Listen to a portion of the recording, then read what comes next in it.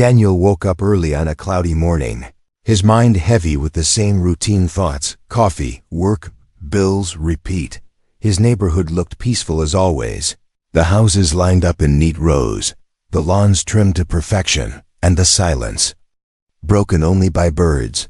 But something felt strange as he stepped outside to grab the morning paper. There, taped firmly to his front door, was a bright red notice. The letters were bold, large, and impossible to ignore. It read, "You have 72 hours to sell your property. Failure to comply will result in legal action. HOA board." Daniel blinked, certain he was reading it wrong. He read it again, then again. The words stayed the same. His heart raced. He had never missed a payment, never broken a rule. He even kept his lawn greener than anyone else on the street. So why was the HOA threatening him? Confused, he tore the paper off the door and rushed inside. He set it on the table and stared at it. The paper seemed ordinary, but the words carried weight like a judge's hammer. It wasn't just a warning, it was an order. Daniel lived alone. But the walls felt closer that morning. He couldn't shake the uneasy feeling crawling over his skin. He poured himself coffee, but forgot to drink it. His eyes kept drifting back to the red notice. 72 hours, he whispered to himself. 3 days, but why? He grabbed his phone and called the HOA office. A woman answered, her voice sharp and cold. "This is HOA management. What is your issue?" Daniel tried to keep calm. "This is Daniel from Maple Street. I found a notice on my door this morning. It says I have 72 hours to sell my house. There must be some mistake. I've paid everything on time." There was a pause, a long one. Then the woman spoke again. But her tone was different now, distant, like she was reading from a script. "There is no mistake, sir. All decisions are final. You have 72 hours. Thank you for your cooperation." Click, the line went dead. Daniel stared at his phone. His mouth went dry. They didn't even explain. No reason, no warning, just a deadline. He felt anger rising inside him, but fear was stronger. That night, he couldn't sleep. He kept pacing the living room, opening the blinds, staring at the quiet street. The neighborhood looked normal, but he could feel something wrong behind the perfect walls. At around midnight, he stepped outside for fresh air. That's when he noticed something odd. Across the street, Mr. and Mrs. Carter were dragging boxes into their car, their faces pale, movements quick. It looked less like moving and more like fleeing. Daniel called out softly, "Hey, Carter, everything okay?" The couple froze. Mr. Carter turned his head slowly, his eyes wide and tired. "Get out while you can, Daniel," he muttered. Then he shoved another box into the trunk and drove away without another word. Daniel stood frozen. On the sidewalk, his stomach dropped. This wasn't just about him. Something bigger was happening. The next morning, Daniel walked to his neighbor, Mrs. Green. She was watering her flowers, her hands shaking slightly. He asked her if she'd gotten the same notice. Her face went pale. She avoided his eyes. "You shouldn't ask questions, Daniel," she whispered. "It's safer that way." Then she turned off the hose and rushed inside. Now Daniel was sure the HOA wasn't playing by normal rules anymore. Something was hidden beneath the surface, something people were too afraid to talk about. He spent the day searching through his documents, payments, rules, contracts. Nothing explained this sudden order. His house was in perfect condition. He owed nothing. There was no reason to evict him. But when evening came, Daniel found a second letter slipped under his door. The same red paper, the same sharp letters. 71 hours remain. This is your final reminder. Obey. HOA board. Daniel's hands shook as he read it. It wasn't a mistake. It wasn't random. Someone wanted him out, fast. He sat down, breathing hard. His eyes darted around the room as if invisible eyes were watching him. Maybe they were. He felt his walls weren't his own anymore. For the first time, Daniel wondered, what is really going on in this neighborhood? Daniel barely slept that night. Every time he closed his eyes, he saw the red notice glowing in the dark like a warning sign. The ticking clock inside his head grew louder with every passing minute. 71 hours left. 70, 69. The numbers burned in his mind. The next morning felt colder than usual. The sun hid behind clouds, casting long shadows over Maple Street. Daniel tried to shake the feeling, but his instincts told him that his house was no longer safe. He walked through each room, checking locks, windows, corners, as if something or someone was hiding. There, in the garage, he noticed something strange.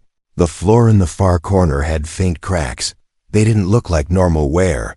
The lines formed a neat square, almost like a door. Daniel crouched down, running his fingers over the edges. The lines were too precise to be natural. His curiosity grew. He pressed against the square, and to his shock, it shifted. A low grinding sound echoed, and a piece of the floor lifted slightly. Daniel's heart pounded. He grabbed a wrench from his toolbox and used it to pry open the square. Dust filled the air, and a heavy, rusty handle revealed itself. He pulled, and the floor hatch creaked open. A black void stared back at him. A narrow set of iron steps led downward. The air smelled of damp stone and oil. Underground? Daniel whispered to himself. He looked around nervously, half expecting someone to appear and stop him. But the street was quiet. The world above seemed normal. Only his racing heart told him this was far from normal. He grabbed his flashlight and began to descend. The steps groaned under his weight. The deeper he went, the colder it became. The walls turned from wood to stone, carved with strange symbols he didn't recognize. At the bottom, Daniel found himself in a narrow tunnel. The floor was smooth concrete, the walls covered with pipes and wires that hummed softly. It didn't look abandoned, no. It looked alive, maintained. He walked slowly, each step echoing in the silence. The tunnel stretched deeper beneath the neighborhood. His flashlight beam landed on a heavy steel door. At the far end, a warning sign was painted across it in bold red. Authorized access only. Aboard. Daniel's stomach twisted. The HOA wasn't just controlling lawns and fences. They were guarding something hidden underground. He reached for the door, but before he could touch it, a sharp sound echoed down the tunnel, metal scraping against stone. Someone was down there. Daniel quickly turned off his flashlight and pressed himself against the wall. His breath caught in his throat. In the dim glow of emergency lights along the tunnel, he saw two figures in black uniforms walking his way. Their steps were steady, deliberate. One of them carried a clipboard. The other had something worse, a stun baton. They spoke in low voices. Another family left last night. The Carter case closed. Good. Only a few left on this block. Once he's gone, we can seal the sector. Daniel's chest tightened. They were talking about him. He realized it instantly. He had only hours left. The guards stopped near the steel door. One tapped a code into the panel and the door hissed open. Daniel caught a glimpse inside. Bright lights, machinery, and what looked like cages, rows of them. Before he could see more, the guards stepped inside and the door sealed shut again. The hum of machines echoed faintly through the walls.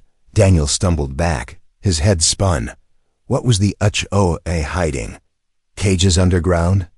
A whole facility beneath the homes. He climbed back up the iron stairs and shut the hatch. His hands were shaking. His shirt stuck to his skin with sweat. He sat on the garage floor for a long moment, trying to catch his breath. He thought about leaving, driving far away before the 72 hours ran out.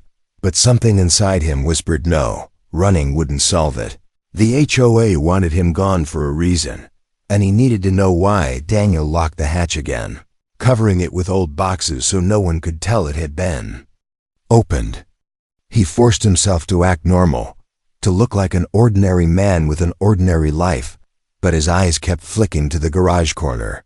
That night, as he tried to rest, a new letter appeared on his kitchen counter. He never heard the door open, never saw anyone enter, but it was there, waiting for him, the same red paper. 70 hours remain, obey. Aboard. Daniel's blood ran cold. They were inside his house. They knew he found the door. He looked at the clock, the hours ticking. Away, he whispered to himself in the dark. I need answers before time runs out. Daniel did not wait for the sun to rise before making his choice. The red paper on his counter glared at him like a bloodstain. He knew if he stayed quiet, the hours would vanish one by one, and he would be erased. Just like the Carters, just like others who had disappeared. So when morning came, Daniel drove straight to the HOA office. His hands gripped the wheel so tightly, his knuckles turned white. His heart pounded, not with fear this time, but with anger. He had found their secret door, their tunnel, and their cages. He was done pretending. The HOA office sat at the end of the cul-de-sac, a neat brick building with trimmed hedges and polished windows. On the outside, it looked harmless, like any other community center. But Daniel now knew better. Beneath its walls, something rotten lived. He pushed open the glass door and marched inside. The air smelled faintly of bleach. A woman sat behind the desk, the same sharp voice he had heard on the phone yesterday. She looked up, her expression flat and cold. Can I help you, Mr. Daniel? She asked, as if she already knew why he was there. Daniel slammed the red notice on her desk. You can start by explaining this, he snapped. You give me 72 hours without reason, no explanation, no warning, and don't tell me. It's a mistake. I saw what's under my garage. The woman's eyes flickered, just for a second. But it was enough. Daniel caught at fear, or maybe guilt. She straightened her posture and forced a tight smile. I don't know what you're talking about, sir. Please calm yourself. This is a professional office. Daniel leaned closer, lowering his voice. Don't play games. I know about the tunnel, the machines, the cages. You think people won't notice their neighbors vanishing? The Carters are gone. I saw them run in the night. Do you want me to call the police? Or maybe the news? The woman froze. Her fake smile cracked. She pressed a button under her desk, and a door at the back of the office clicked open. From the doorway stepped 3 HOA board members, men in gray suits. Their faces were pale, their eyes sharp. They moved like they owned the room. Daniel recognized one of them, Mr. Holloway, the HOA president. Mr. Daniel, Holloway said in a smooth voice. We didn't expect you so soon, but I suppose you've seen things you were not meant to see. Daniel stood his ground. You're threatening me, forcing me out of my own home. I'm not leaving until you tell me why. The board members exchanged glances. Holloway sighed, as if Daniel were a stubborn child refusing to listen. Then he gestured toward the conference room. Come with us. Daniel, let's speak privately. You want answers? We'll give you some. Daniel hesitated, but he couldn't turn back now. He followed them into the room. The door shut behind him with a heavy click. The conference room was long and narrow, with polished wood tables and framed pictures of smiling families on the walls. But the air felt stale, like the place was rarely used. Holloway sat at the head of the table. The other 2 board members flanked him. The woman from the front desk remained outside, leaving Daniel alone with them. You are correct, Holloway said calmly. The HOA is not what it appears. We maintain order in this neighborhood, but we also manage other interests you have unfortunately discovered. Daniel clenched his fists. Other interests? You're running an underground prison. What are you doing down there? What happens to the families who disappear? Holloway leaned back in his chair. His lips curved into a thin smile. That is classified, but I will tell you this, Daniel. You should have left quietly when you had the chance. No one challenges us and walks away free. Daniel's stomach tightened, but he forced himself to look Holloway in the eye. Then you don't know me. I'm not leaving. And if you try to push me out, I'll expose everything. The tunnels, the guards, the cages. I have proof. I'll make sure the whole city knows. The board members stiffened. One of them whispered something to Holloway. Holloway raised a hand to silence him. You are bold, Mr. Daniel, he said softly. But boldness has a price still. We prefer cooperation over conflict. What do you want? Daniel blinked, caught off guard. What do I want? Yes, Holloway said. Name your terms. We could pay you to leave enough money for a new life far from here. Or you could stay silent and live in peace. If you resist, the consequences will not be pleasant. Daniel's heart raced. They were afraid. They didn't want exposure. He had power now, even if it was fragile. He thought about the cages, about the strange humming machines underground. He thought about the red paper and the 70 hours still ticking away. I don't want your money, Daniel said firmly. I want the truth. Tell me why you want me out. Tell me what's under this neighborhood, and tell me what happens. If I refuse, for the first time, Holloway's smile faded. His eyes turned cold.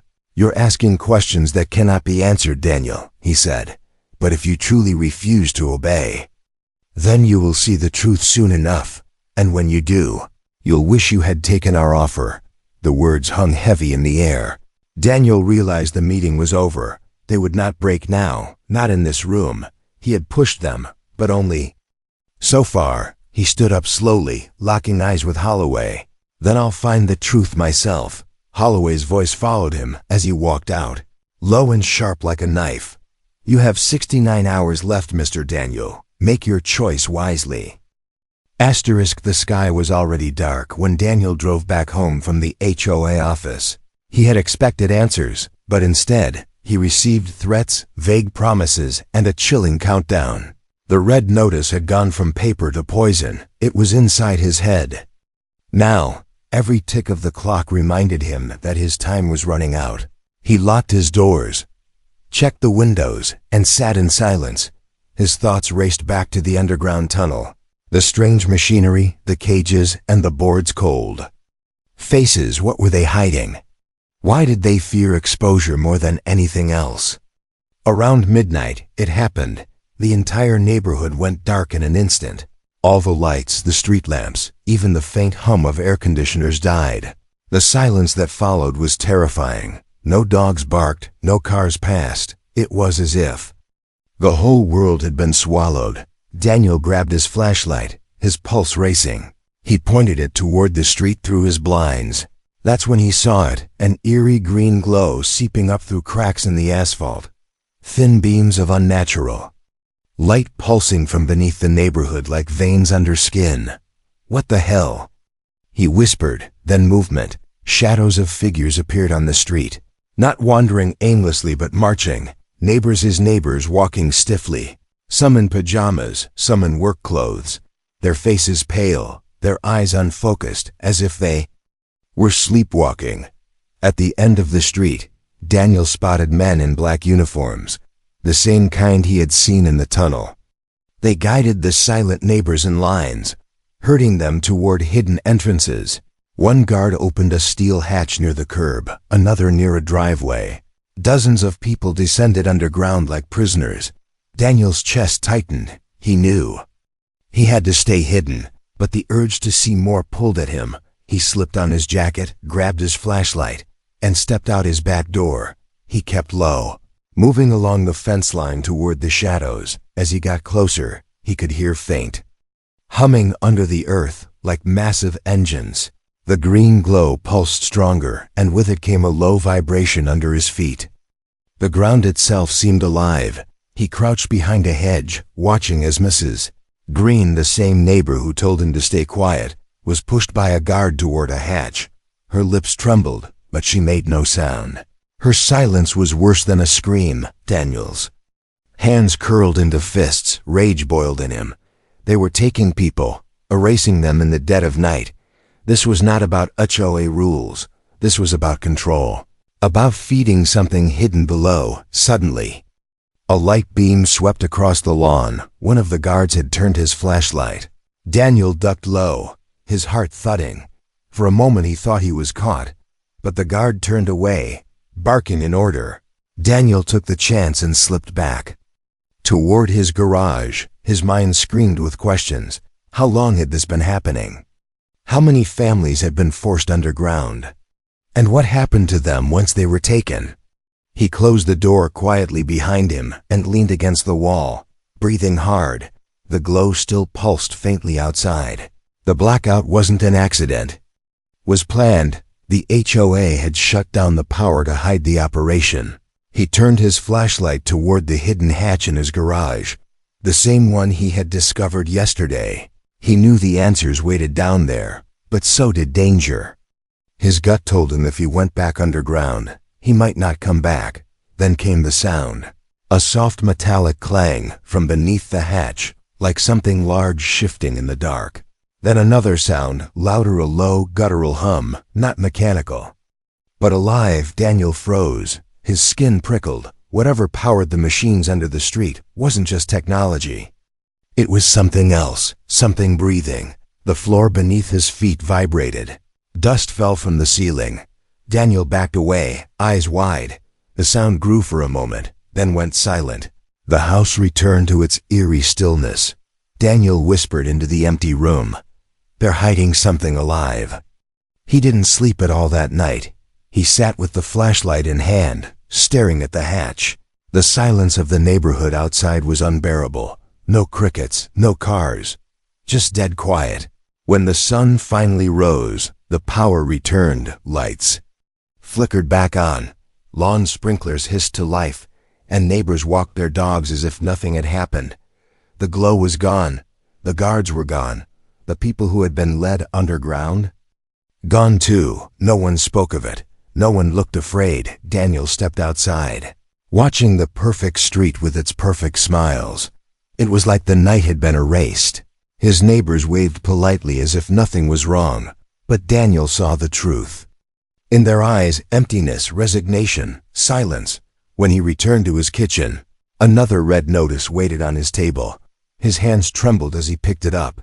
68 hours remain. Comply or vanish. Bored. Daniel crushed the paper in his hand. He wasn't going to vanish. He wasn't going to comply. He knew now that the HOA was covering something monstrous beneath the ground. And if they thought fear would silence him, they were wrong.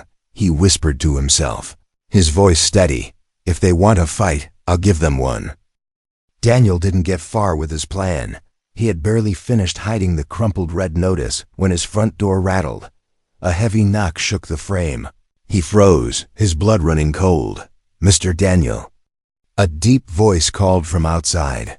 Board security, open the door. We need to speak with you. His first thought was to stay quiet, pretend he wasn't home. But then the sound of boots on his porch told him silence wouldn't help. They already knew he was inside. The knocking turned into pounding. Daniel glanced at the garage hatch, the only proof he had of what lay beneath. He wanted to run, but before he could move, the door burst open. 2 men in black uniforms stormed in, faces hidden behind visors. One held a baton that sparked with blue electricity. The other grabbed Daniel by the arm and shoved him against the wall. You've been warned, one said flatly. The board wants a word. Daniel struggled. You can't just... A sharp crack of the baton against the wall silenced him. Sparks hissed inches from his face. The men didn't care about laws. They didn't care about rights. They dragged him out like he was property. The neighborhood looked normal in daylight. Children played on the sidewalks, sprinklers sprayed. Green lawns, but no one looked at him. Not one neighbor raised their head, as if they were trained not to see. The guards shoved him into a black van with tinted windows.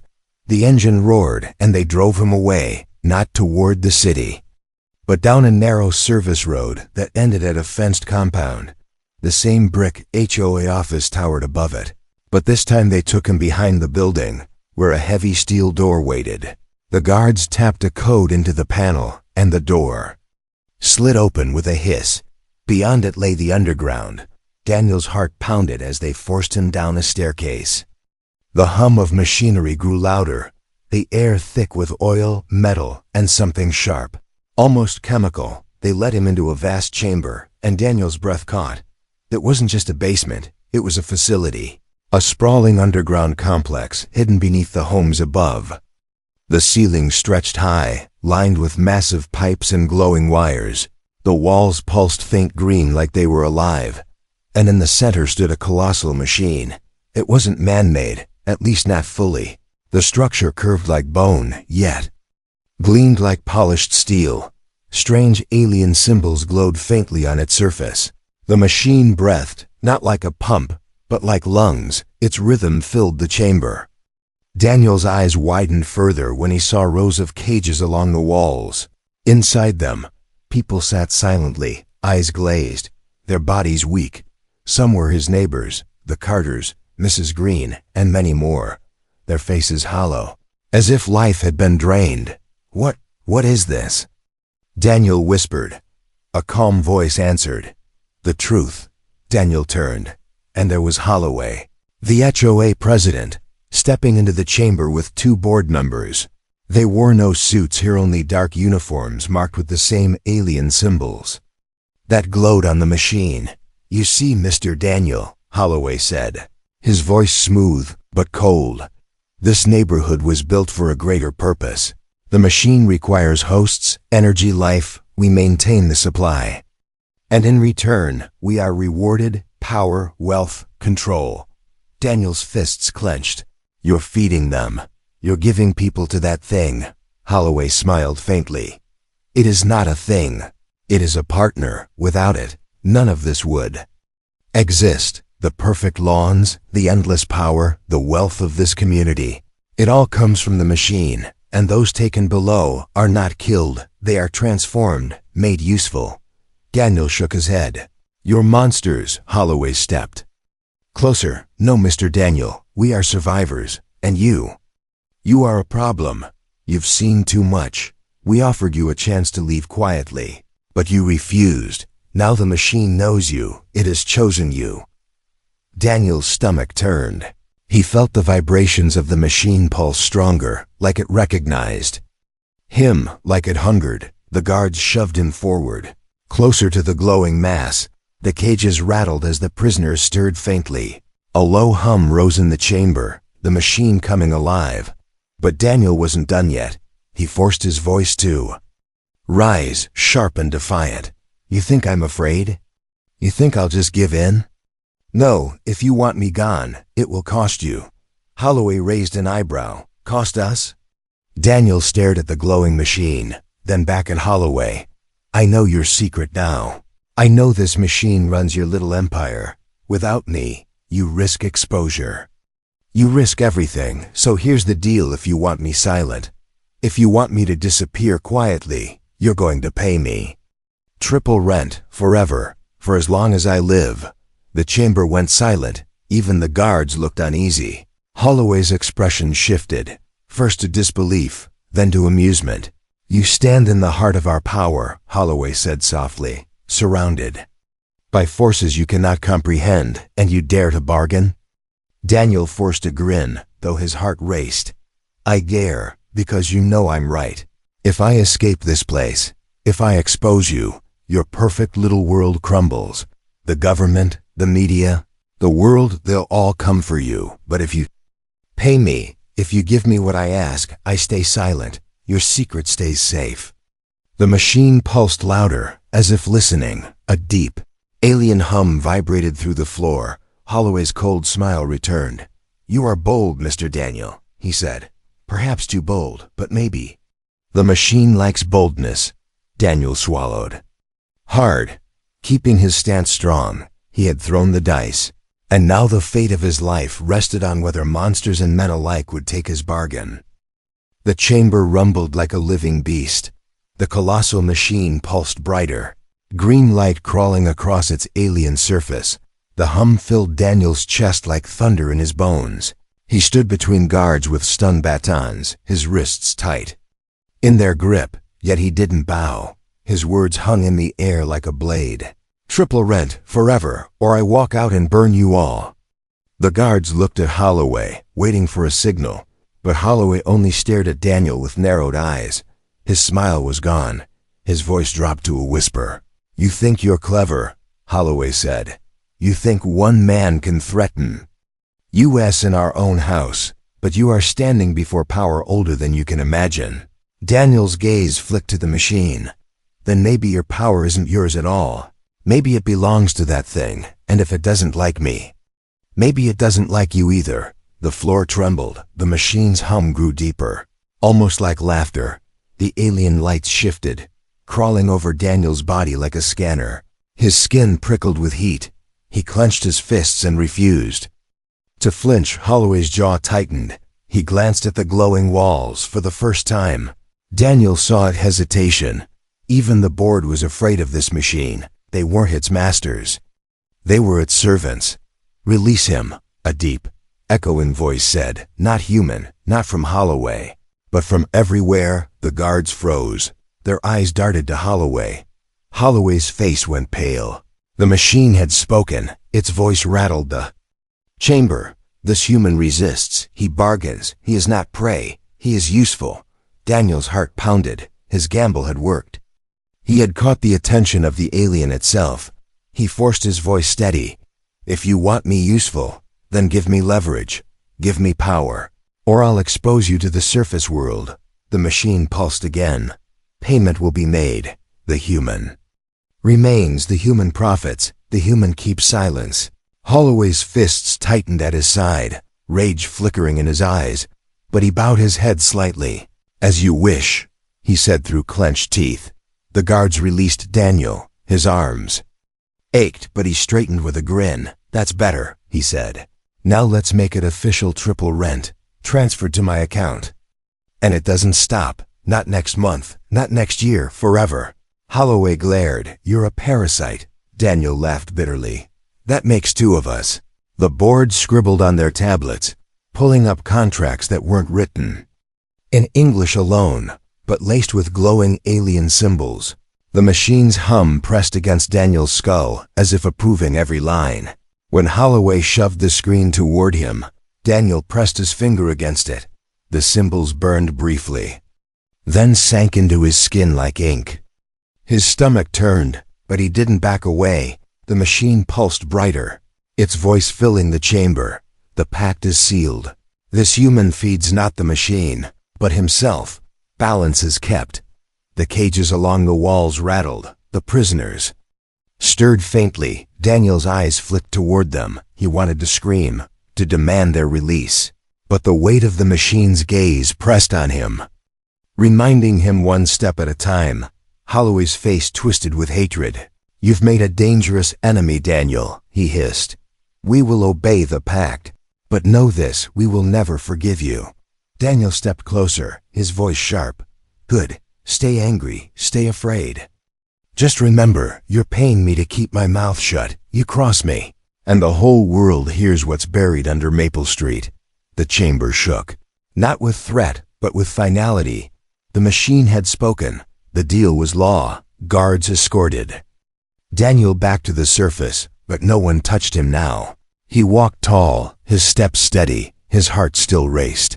But he felt something he hadn't felt since the first red notice appeared: control. When the van dropped him at his house, neighbors peeked from their windows. Their eyes were hollow, but they watched him differently now, some with confusion, some with fear. It was as if they sensed something had shifted. Daniel stepped inside his home and checked his phone. His bank account pinged with a new deposit. His jaw dropped at the amount. It wasn't rent, it was wealth, triple what he could ever dream of. And the note beside it was simple: HOA, compensation silence agreement. He sat at his table, staring at the glow of the screen. His hand still shook, but a smile crept across his face. For the first time, the HOA wasn't in charge. He was, but deep down, he knew the machine hadn't given him this out of kindness. It liked him because he was bold. It had spared him because he had dared to bargain. Daniel whispered into the empty room, "I beat them at their own game, but what happens when the machine changes the rules?" His victory tasted sharp, half triumph, half poison, yet he wasn't done. The HOA thought they owned him, but now he was the one pulling strings. And as long as the pact held, they would pay him forever. The days that followed felt unreal to Daniel. He had expected resistance, punishment, maybe even disappearance, but instead, his account filled again and again, every morning like clockwork.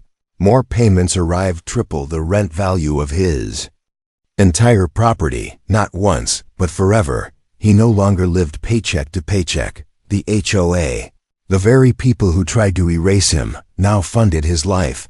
His fridge was full. His bills vanished. And his home became untouchable. But comfort did not erase fear. Neighbors walked past his house, their steps stiff, their faces blank. Some avoided his eyes while others stared too long, like they knew he was different now, like they resented him. At night, the street glowed faintly with that green light. The machine never slept. Its hum reached Daniel even through his walls. He tried to ignore it, but the sound crept into his dreams, whispering, reminding him of the pact. One evening, as he sat on his porch drinking coffee, Mrs. Green shuffled past, her face pale, her eyes tired. She stopped, hesitating, then leaned closer. "They're afraid of you now," she whispered. "The board, the guards, even the neighbors. You made a deal no one dared to make. But deals with them never end clean." Daniel frowned. "What do you mean?" She shook her head quickly. "You'll see." Then she hurried away, her voice trembling. That night, Daniel sat awake, staring at his phone. The latest payment had arrived, bigger than before. His smile faded. Was this generosity, or was the machine testing him? He remembered the cages, the hollow-eyed prisoners underground. Their faces haunted him. They were paying him in money, but those people were paying in blood. And as long as he stayed silent, the machine continued to feed. Daniel clenched his fists. His deal had saved him, but at what cost? The next morning, a black car pulled up to his driveway. Holloway stepped out. Wearing his perfect suit and cold smile, he walked up the path slowly, like he owned it. "Mr. Daniel," Holloway said. "May we speak?" Daniel didn't move. "You've already spoken enough." Holloway's smile faltered. "You've embarrassed us, twisted our authority, but the machine has spoken, and we obey. Still, remember this, you are not free, you are bound to us now. As much as we are bound to you, you profit, yes, but you are also watched. Every second." Daniel stared back, unblinking. "Then watch me get rich." Holloway's jaw tightened. But he said nothing more. He turned and left, his car disappearing down Maple Street. That night, Daniel sat in his kitchen, the hum of the machine louder than ever. It was inside him now, under his skin. It had chosen him. He had survived where others had vanished, but he couldn't shake the thought. Why him? Why spare him? The machine's voice echoed in his dreams, deep and heavy. "You are bold, human. You are useful for now." Daniel jolted awake, sweat dripping down his face. His phone buzzed with another payment alert. His account overflowed with money, but the number no longer comforted him. It felt like chains, invisible but tightening. Weeks turned into months. Daniel no longer worried about bills, but he stopped going into town. People looked at him strangely. Some whispered behind his back. His neighbors avoided him more each day. He had become an outcast in his own street. The man who bent the HOA. The man who bargained with the machine. But deep down, he knew he wasn't done. The machine thought it controlled him. The HOA thought they had bound him. But Daniel was waiting, planning. The world above had no idea what lurked under Maple Street. No one knew about the cages, the humming bones of the alien structure, the board's dirty pact. One night, as he stared at the glowing numbers in his account, Daniel whispered, "Not forever, not just me. One day the world will know. And when it does, they'll all pay me too." Outside, the ground rumbled faintly. The green light flickered under the street. The machine was still breathing, still hungry, still watching. Daniel leaned back in his chair, his smile sharp. He had turned their threat into his weapon, turned their silence into his power. For now, the HOA paid him forever. But Daniel wasn't planning on staying silent forever.